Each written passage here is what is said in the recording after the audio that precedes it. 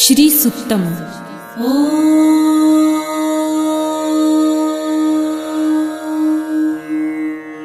हिरण्यवर्णां हरिणीं सुवर्णरजतस्रजां चन्द्रां हिरण्मयीं लक्ष्मीं जातवेदो महावः ताम आवह जातवेदो लक्ष्मीमनपगामिनीं यस्यां हिरण्यं विन्देयं गामश्वं पुरुषानहम् अश्वपूर्वां रथमध्यां हस्तिनादप्रबोधिनीं श्रियं देवीमुपह्वये श्रीर्मा देवी जुषतां कासोस्मितां हिरण्यप्राकारां आर्द्रां ज्वलन्तीं तृप्तां तर्पयन्तीं पद्मे स्थितां पद्मवर्णां तामिहोपह्वये श्रियं चन्द्रां प्रभासां यशसा ज्वलन्तीं श्रियं लोके देवजुष्टामुदारां तां पद्मिनीं शरणमहं प्रपद्ये लक्ष्मीर्मे नश्यतां त्वां वृणे आदित्यवर्णे तपसोऽधिजातो वनस्पतिस्तव वृक्षोऽथ बिल्वः तस्य फलानि तपसानुदन्तु मायान्तरायाश्च बाह्या अलक्ष्मीः उपैतु मां देवसखः कीर्तिश्च मणिना सह प्रादुर्भूतोऽसुराष्ट्रेऽस्मिन् कीर्तिमृद्धिं ददातु मे शुत्वपासामलां ज्येष्ठाम् अलक्ष्मीं नाशयाम्यहम् अभूतिं समृद्धिं च सर्वानिर्णुद मे गृहात् गन्धद्वारां दुराधर्षां नित्यपुष्टां करिषिणीम् ईश्वरीं सर्वभूतानां तामिहोपह्वये श्रियम् मनसः काममाकुतिं वाचः सत्यमशीमहि पशूनां रूपमन्नस्य मयि श्रेयतां यशः कर्दमे प्रजाभूता मयि सम्भव कर्दम श्रियं वासय मे कुले मातरं पद्ममालिनीम् आपसृजन्तु सिद्धानि चिक्लितवस मे गृहे निच देवीं मातरं श्रियं वासय मे कुले आर्द्रां पुष्करिणीं पुष्टिपिङ्गलां पद्ममालिनीम् चन्द्रां हिरण्मयीं लक्ष्मीं जातवेदो महावः आर्द्रां यकरिणीं यष्टिं सुवर्णां हेममालिनीं सूर्यां हिरण्मयीं लक्ष्मी जातवेदो महावः ताम आवह जातवेदो लक्ष्मीमनपगामिनीं यस्यां हिरण्यं प्रभुतं गावो दासोऽश्वान् विन्देयं पुरुषानहम् यशुचिः प्रयतो भूत्वा जिहुयादाजमन्वहम् सूक्तं पञ्चदशर्च च श्रीकामः सततं जपेत् पद्मानने पद्म उरु पद्माक्षी पद्मसम्भवे तन्मे भजसि पद्मक्षी येन सौख्यं लभाम्यहम् अश्वदायै गोदायै धनदायै महाधने धनं मे लभतां देवी सर्वकामांश्च देहि मे पद्मानने पद्मविपत्रे पद्मप्रिये पद्मदलायताक्षी विश्वप्रिये विष्णुमनोनुकूले त्वत्पादपद्मं मयि सन्निधस्त्वम् पुत्रपौत्रं धनं धान्यं हस्ताश्वादिगवेरथम् प्रजानां भवसि माता आयुष्मन्तं करोतु मे धनमग्निर्धनं वायुर्धनं सूर्यो धनं वसु धनमिन्द्रो बृहस्पतिर्वरुणं धनमस्तु मे वैनतेय सोमं पिबतु वृतः सोमं धनस्य सोमिनो मह्यं ददातु सोमिनः न क्रोधो न च मात्सर्य न लोभो नाशुभामतिः भवन्ति कृतपुण्यानां भक्तानां श्रीसूक्तं जपेत् सरसिजनिलये सरोजहस्ते धवलतरां सुखगन्धमाल्यशोभे भगवती हरिवल्लभे मनोज्ञे त्रिभुवनभूतिकरी प्रसीद मह्यम् विष्णुपत्नीं क्षमां देवी माधवी माधवप्रियां लक्ष्मीं प्रियसखीं देवीं नमाम्यच्युतवल्लभाम् महालक्ष्मीं च विद्महे विष्णुपत्नी च धीमहि तन्नो लक्ष्मी प्रचोदयात्। श्रीवर्चस्वमायुष्यमारोग्यमाविधाच्छोभमानं मह्यते धान्यं धनं पशुं बहुपुत्रलाभं शतसंवत्सरं दीर्घमायुः ॐ शान्ति शान्ति शान्तिः।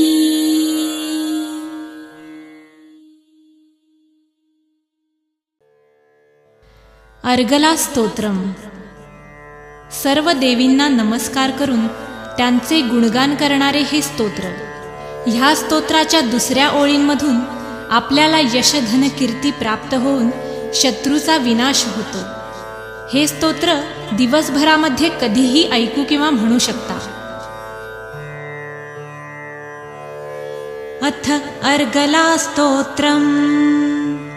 ओम अस्य श्री अर्गला स्तोत्र मंत्रस्य विष्णु ऋषिः अनुष्टुप् छन्दः श्री महालक्ष्मीर्देवता श्री जगदम्बा प्रीतये सप्तशती पाठाङ्गत्वेन जपे विनियोगः. ॐ नमश्चण्डिकायै. मार्कण्डेय उवाच. ॐ जय त्वं देवी चामुण्डे जय भूतापहारिणी जय सर्वगते देवी कालरात्रि नमोऽस्तुते. जयन्ती मङ्गला काली भद्रकाली कपालिनी दुर्गा शिवा क्षमा धात्री स्वाहा स्वधा नमोऽस्तुते. मधुकैटभविध्वंसी विधातृ वरदे नमः. रूपं देहि जयं देहि यशो देहि द्विषो जहि. महिषासुरनिर्नाशी भक्तानां सुखदे नमः. रूपं देहि जयं देहि यशो देहि द्विषो जहि. धूम्रनेत्रवधे देवी धर्मकामार्थदायिनी. रूपं देहि जयं देहि यशो देहि द्विषो जहि. रक्तबीजवधे देवी चण्डमुण्डविनाशिनी. रूपं देहि जयं देहि यशो देहि द्विषो जहि. निशुम्भशुम्भनिर्नाशी त्रिलोक्यशुभदे नमः. रूपं देहि जयं देहि यशो देहि द्विषो जहि. वन्दिताङ्घ्रियुगे देवी सर्वसौभाग्यदायिनी. रूपं देहि जयं देहि यशो देहि द्विषो जहि. अचिन्त्यरूपचरिते सर्वशत्रुविनाशिनी.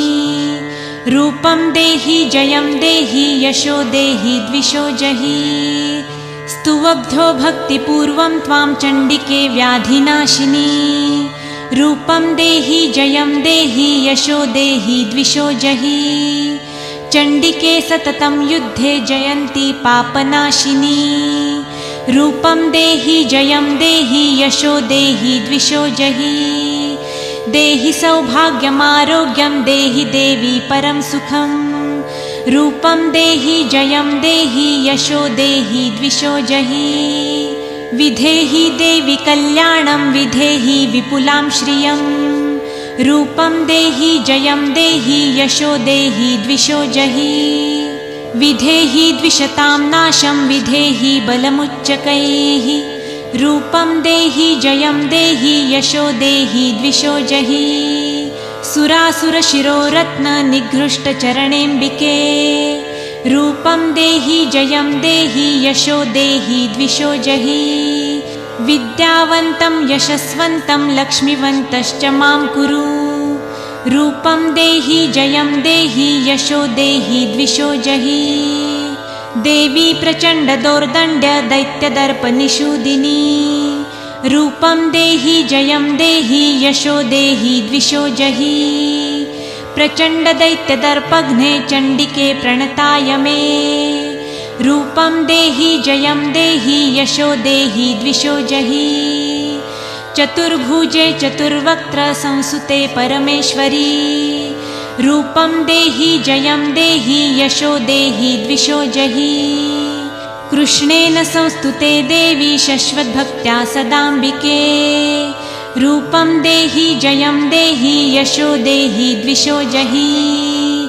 हिमाचलसुतानाथ संस्तुते परमेश्वरी रूपं देहि जयं देहि यशो देहि द्विषो जहि इन्द्राणीपति सद्भाव पूजिते परमेश्वरी रूपं देहि जयं देहि यशो देहि द्विषो जहि देवी भक्तजनोद्दाम दत्तानन्दोदयेऽम्बिके रूपं देहि जयं देहि यशो देहि द्विषो जहि भार्यां मनोरमां देहि मनोवृत्तानुसारिणीं रूपं देहि जयं देहि यशो देहि द्विषो जहि तारिणी दुर्गसंसारसागरस्याचलोद्भवे रूपं देहि जयं देहि यशो देहि द्विषो जहि इदं स्तोत्रं पठित्वा तु महास्तोत्रं पठेन्नरः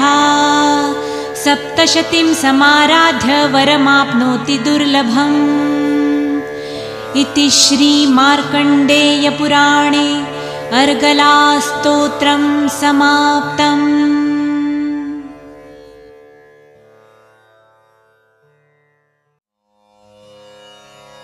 अथ श्रीसिद्धकुञ्जिकास्तोत्रम्। ॐ शिव उवाच शृणु देवी प्रवक्ष्यामि कुञ्जिकास्तोत्रमुत्तमं येन मन्त्रप्रभावेण चण्डीजापशुभो भवेत्। न कवचं नार्गलास्तोत्रं कीलकं न रहस्यकं न सूक्तं नापि ध्यानं च न न्यासो न च वार्चनं। कुञ्जिकापाठमात्रेण दुर्गापाठफलं लभेत्। अतिगुह्यतरं देवी देवानामपि दुर्लभं। गोपनीयं प्रयत्नेन स्वयोनिरिव पार्वती। मारणं मोहनं वंशं स्तम्भनोच्चाटनादिकं पाठमात्रेण संसिद्ध्येत् कुञ्जिकास्तोत्रमुत्तमम्। अथ मन्त्रः। ॐ ऐं ह्रीं क्लीं चामुण्डायै विच्चे। ॐ ग्लौं हुं क्लीं जुं सः ज्वालय ज्वालय ज्वल ज्वल प्रज्वल प्रज्वल।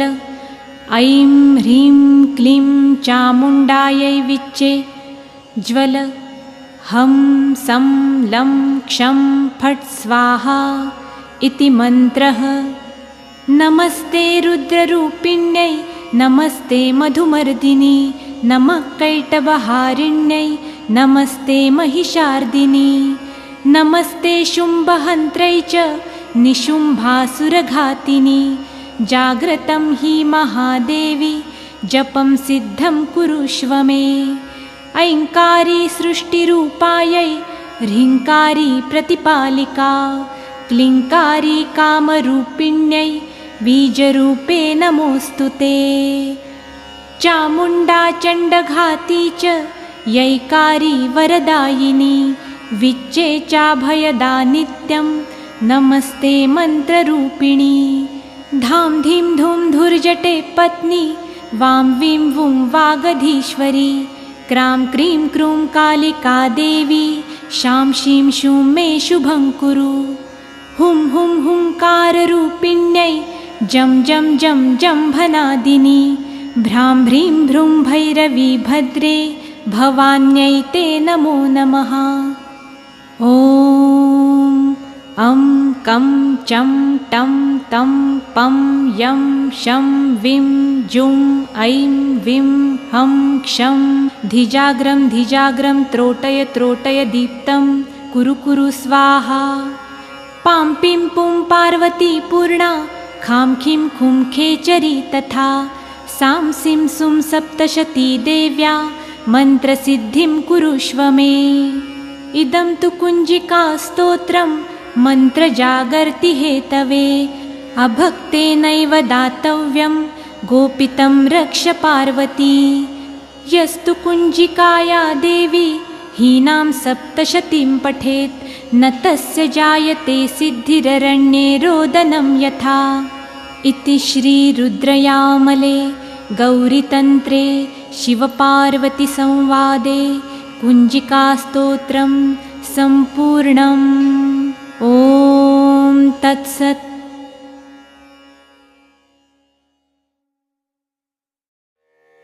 अथ दुर्गा सूक्तम्। ॐ जातवेदसे सुनवाम सोममराति यतो निदहाति वेदः। स नः पर्षदति दुर्गाणि विश्वानावेव सिन्धुं दुरितात्यग्निः। तामग्निवर्णां तपसा ज्वलन्तीं वैरोचनीं कर्मफलेषु जुष्टाम् दुर्गां देवीगुं शरणमहं प्रपद्ये। सुतरसि तरसे नमः। अग्ने त्वं पारयानव्यो अस्मान् स्वस्तिभिरति दुर्गाणि विश्वा। पुश्च पृथ्वी बहुला न उर्विभवातोकायतनयाय संयोः। विश्वानि नो दुर्गः जातवेदः सिन्धुन्न नावा दुरितातिपर्षि। अग्ने अत्रिवन्मनसा गृणानोऽस्माकं बोध्यविता तनूनाम्। कृतनाजितगुं सहमानमुग्रमग्निगुं हुवेम परमात्सधस्थात्। स नः पर्षदति दुर्गाणि विश्वाक्षामद्देवो अतिदुरितात्यग्निः।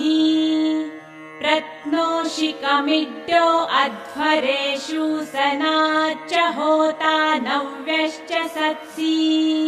स्वाञ्चाग्ने तनुवं विप्रयस्वास्मभ्यं च सौभगमायजस्व। गोभिर्जुष्टमयुजो निषिक्तं तवेन्द्र विष्णोरनुसञ्चरेम। नाकस्य पृष्ठमभिसंवसानो वैष्णवीं लोक इह मादयन्ताम्। कात्यायनाय विद्महे कन्याकुमारी धीमहि। तन्नो दुर्गिः प्रचोदयात्। ॐ शान्ति शान्ति शान्तिः।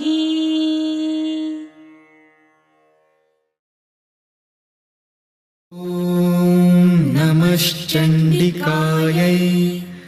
मार्कण्डेय उवाच। ॐ यद्गुह्यं परमं लोके सर्वरक्षाकरं नृणाम्। यन्न कस्य चिदाख्यातम् तन्मे ब्रूहि पितामह। ब्रह्मोवाच अस्ति गुह्यतं विप्रा सर्वभूतोपकारकम्। दिव्यास्तु कवचं पुण्यं तच्छृणुष्व महामुने।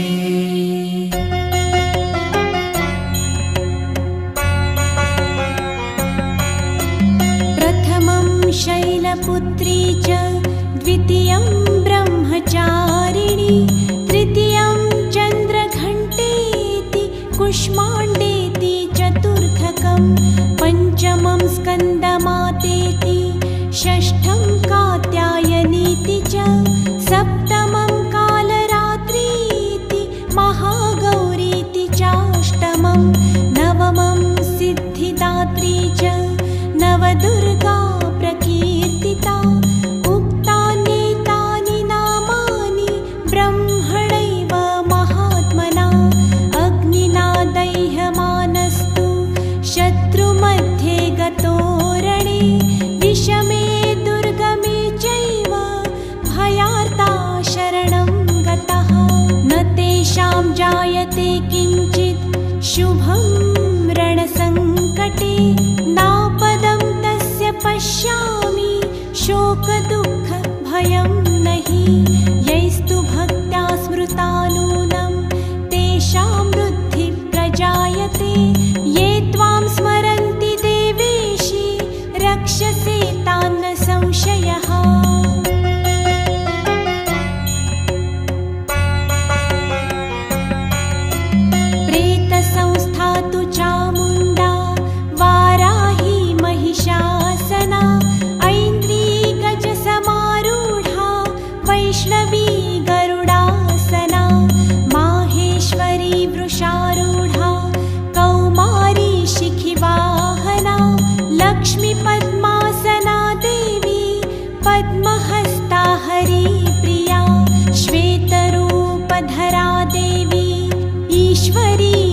वृषवाहना ब्राह्मी हंससमारूढा सर्वाभरणभूषिता इत्येता मातरः सर्वा सर्वयोगसमन्विता नानाभरणशोभाढ्या नानारत्नोपशोभितः दृश्यन्ते रथमारूढा देव्यक्रोधसमाकुला शङ्खं चक्रं गदां शक्तिं हलं च मुसलायुधं खेटकं तोमरं चैव परशुं पाशमेव च कुन्तायुधं त्रिशूलं च शाङ्घ्रं मायुधमुत्तमम्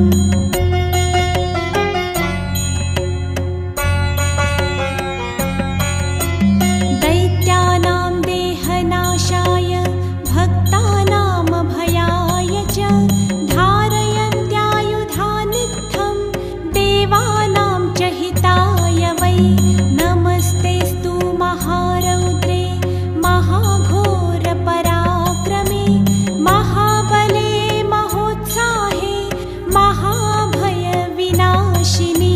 त्राहि मां देवि दुष्प्रेक्षे शत्रूणां भयवर्धिनी प्राचां रक्षतु मामैन्द्री आग्नेयामग्निदेवता दक्षिणे वतु वाराही नैऋत्यां खड्गधारिणी प्रतीचां वारुणी रक्षेत् वायव्यां मृगवाहिनी उदिचां पातु कौमारी ऐशान्यां शूलधारिणी ऊर्ध्वं ब्रह्माणि मे रक्षे तधस्ताद्वैष्णवी तथा एवं दशदिशो रक्षे चामुण्डा शववाहना जया मे जाग्रतः पातु विजया पातु पृष्ठतः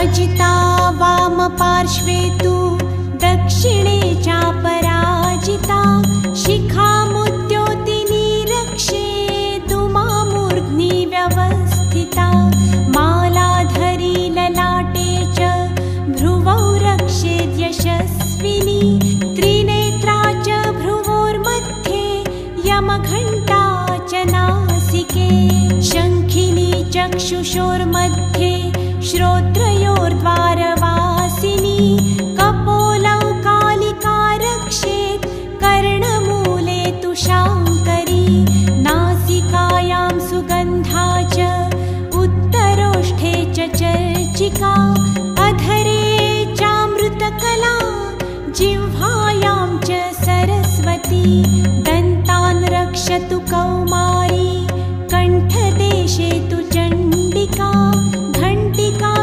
चित्रघण्टा च महामाया च तालुके कामाक्षी चिबुकं रक्षेत् वाचं मे सर्वमङ्गला ग्रीवायां भद्रकाली च पृष्ठवंशे धनुर्धरी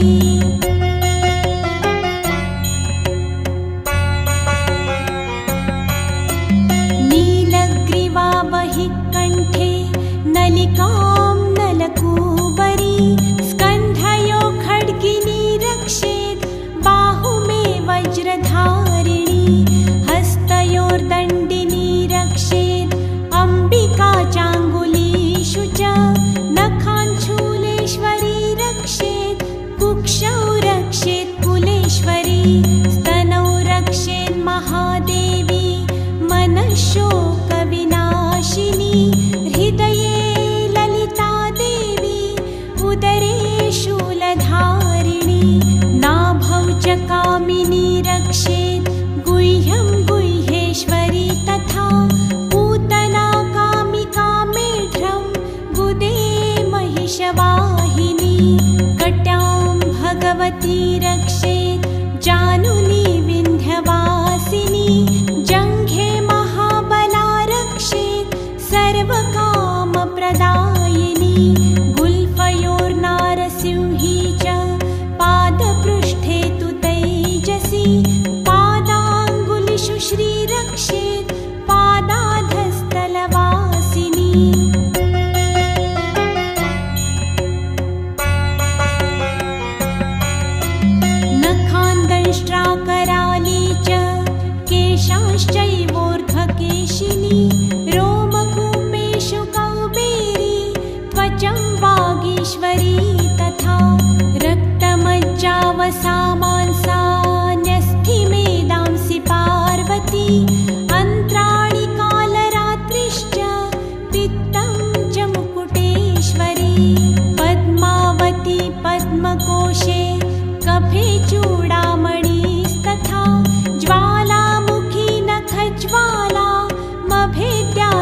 सर्वसन्धिषु शुक्रं ब्रह्माणि मे रक्षेत् छायां छत्रेश्वरी तथा अहङ्कारं मनोबुद्धिं रक्षेन्मे धर्मधारिणी प्राणापानौ तथा व्यानमुदानं च समानकं वज्रहस्ता च मे रक्षेत् प्राणं कल्याणशोभना रसे रूपे च गन्धे च शब्दे स्पर्शे च योगिनी सत्त्वं रजस्तमश्चैव रक्षे नारायणी सदा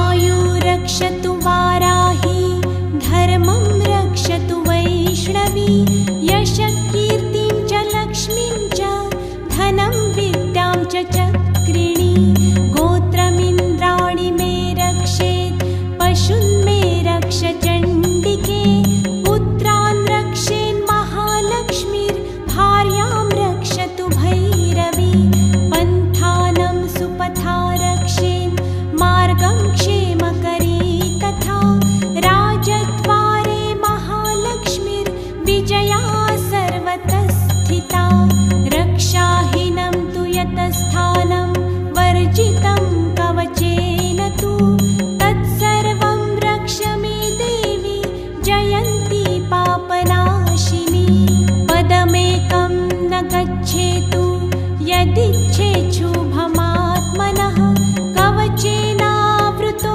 नित्यं यत्र यत्रैव गच्छति तत्र तत्रार्थलाभश्च विजयः सार्वकामिकः यं यं चिन्तयति कामं तं तं प्राप्नोति निश्चितं परमैश्वर्यमतुलं प्राप्स्यते भूतले पुमान्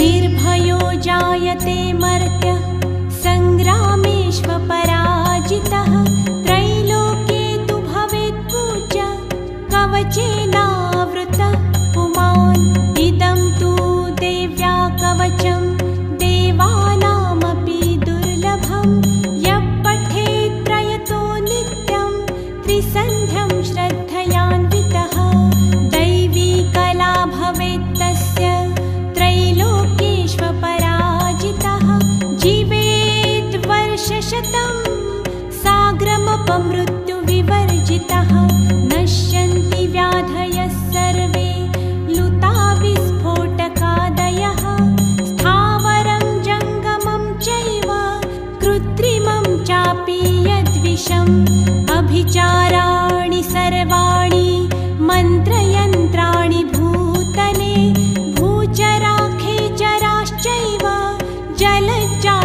जलजाश्चोपदेशिकः सहजा कुलजामाला डाकिनी शाकिनी तथा अन्तरिक्षचरा घोरा डाकिनश्च महाबलः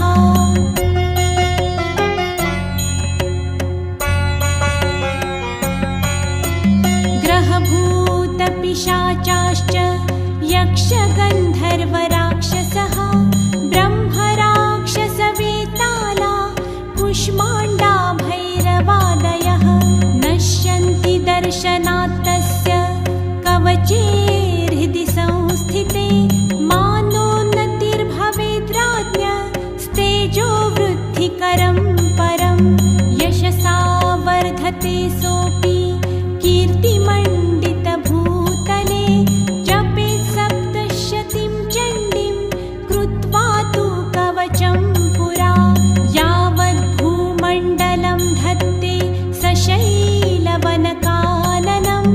तावत्तिष्ठति मेदिन्यां सन्तति पुत्रपौत्रिकी देहान्ते परमं स्थानं यस्तुरैरपि दुर्लभं प्राप्नोति पुरुषो नित्यं महामाया प्रसादतः लभते परमं रूपम् शिवेन सह मोदते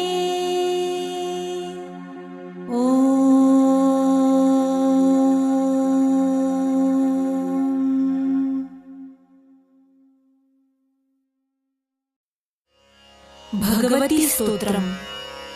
जय भगवती देवी नमो वरदे, जय पापनिवासिनी बहुफलदे, जय शुम्भनिशुम्भकपालधरे, प्रणमामि तु देवी नरार्तिहरे।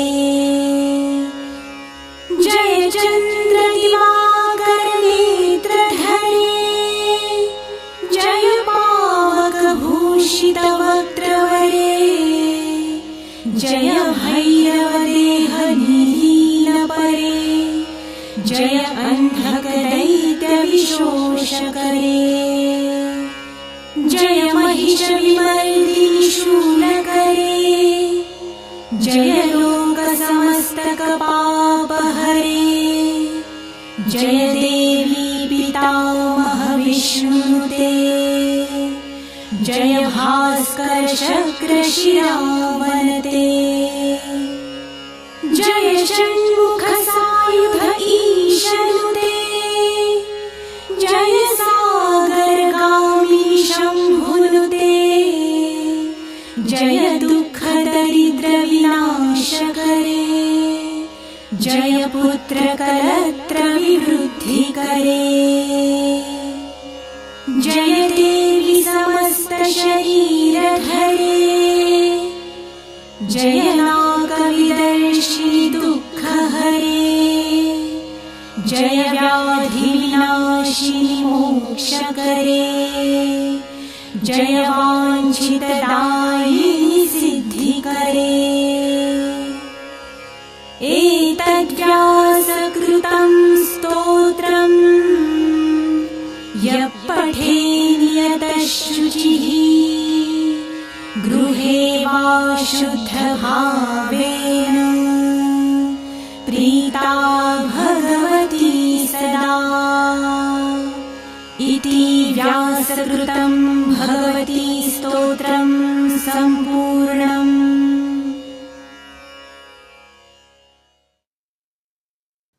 ॐ नमश्चण्डिकायै। मार्कण्डेय उवाच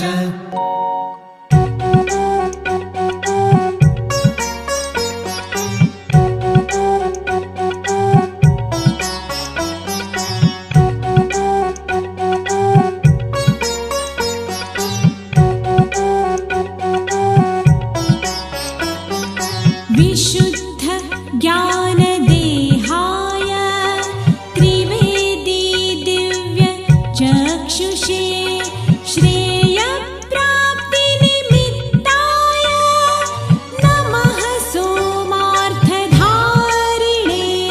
सर्वमेतद्विजानीयान् मन्त्राणामपि कीलकम् सोऽपि क्षेममवाप्नोति सततं जाप्य तत्परः।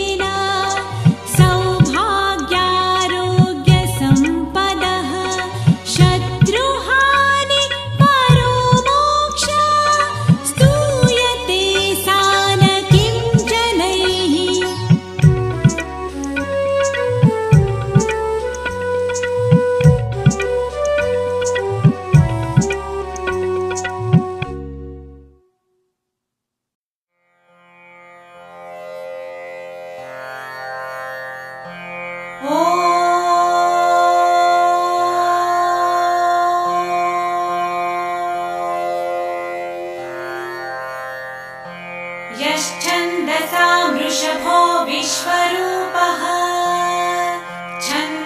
छन्दोभ्योऽधमृतात् सम्बभूव समेन्द्रो मेधया स्पृणोतु अमृतस्य देवधारणो भूयासमा शरीरं मे विचर्षणम् जिह्वा मे मधुमत्तमा कर्णाभ्यां भुरिविश्रुवम् ब्रह्मणः कोशोऽसि मेधया पिहितः श्रुतं मे गोपाय ॐ शान्ति शान्ति शान्तिः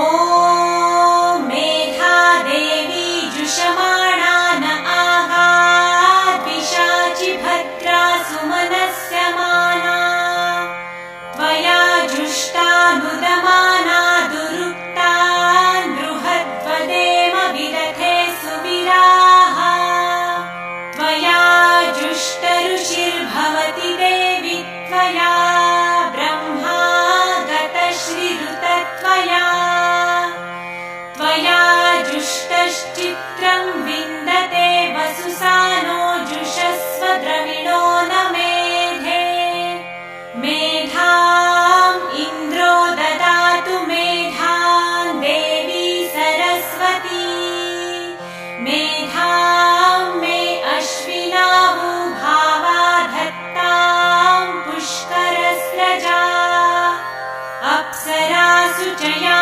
मेधा गन्धर्वेषु च यन्मनः दैवीं मेधा सरस्वती सा मां मेधासुरभिर्जुषताहुं स्वाहा आमां मेधासुरभिर्विश्वरूपा हिरण्यवर्णा जगति जगम्या ऊर्जस्वती पयसा पिन्वमाना सा मां मेधासु प्रतिकाजुषन्ताम मयि मेधां मयि प्रजां मय्यग्निस्तेजो दधातु मयि मेधां मयि प्रजां मयीन्द्र इन्द्रियं दधातु मयि मेधां मयि प्रजा मयि सूर्यो भ्राजो दधातु ॐ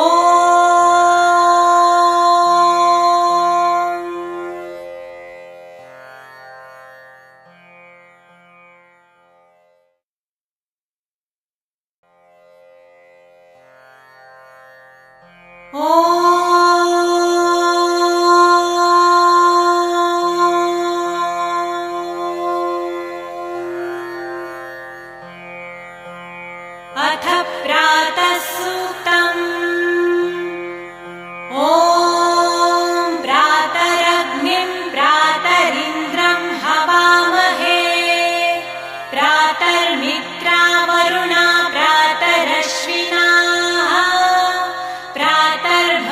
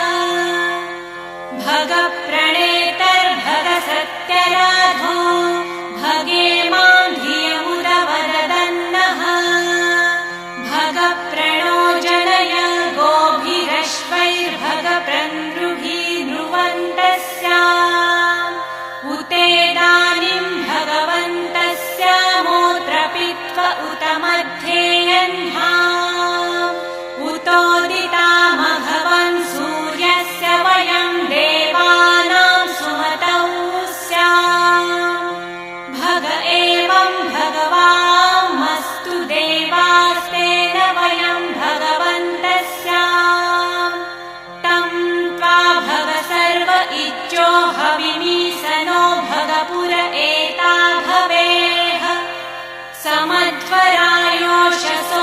नमन्तदधिक्रावेव शुचये पदाय अर्वाचिनं वसुविदं भगन्नो रथमिवाश्वावाजिन् अवाहन्तु अश्वावतिर्गोमतिर्न उषासो वीरवतिः सदमुच्छन्तु भद्राः घृतं दुहाना विश्वतः प्रपिनायुयं पात स्वस्तिभिः सदा नः यो माग्ने भागिनं सन्तमथा भागं चिकीर्षति अभागमग्ने तं कुरु मामग्ने भागिनं कुरु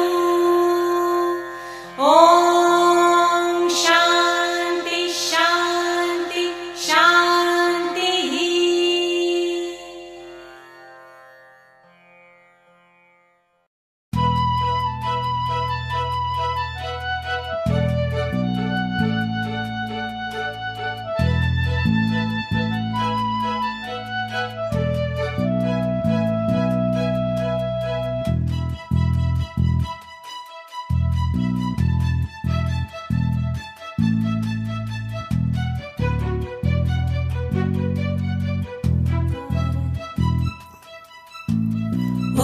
ओङ्काररूपिणी लक्ष्मीर्विष्णोर्हृदय संस्थिता विश्वाङ्गनन्दिनी नन्दा नन्दाक्षि बिन्दुरूपिणी हस्तिनी पद्मिनी चक्रा सूताम्रकमलाक्षिणी विष्णुशक्तिरिति ख्याता स्वानन्दशक्तिरूपिणी महादेव्यै च विद्महे विष्णुपत्न्यै च धीमहि तन्नो लक्ष्मी प्रचोदयात्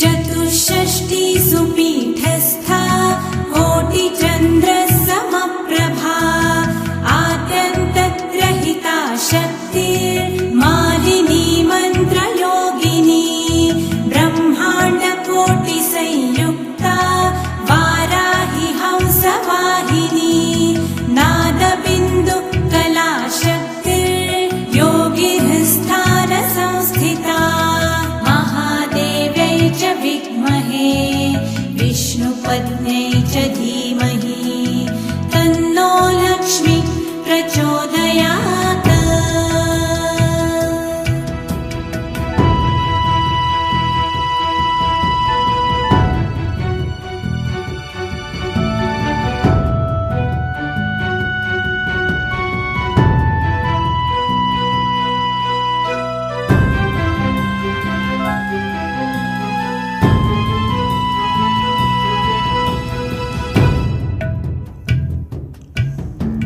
शास्त्रस्थाना उमा पद्मा पद्माक्षि ज्वालशोभिता ज्वाला ज्वलनदीक्षान्ता महादेव्यति सुप्रभा सूर्यकोटिप्रतीकाशा चन्द्रकोटि सुशीतला सर्वमूर्तिकला सूक्ष्मा ब्रह्मरूप व्यवस्थिता महादेव्यै च विद्महे विष्णुपत्न्यै च धीमहि तन्नो लक्ष्मी प्रचोदयात्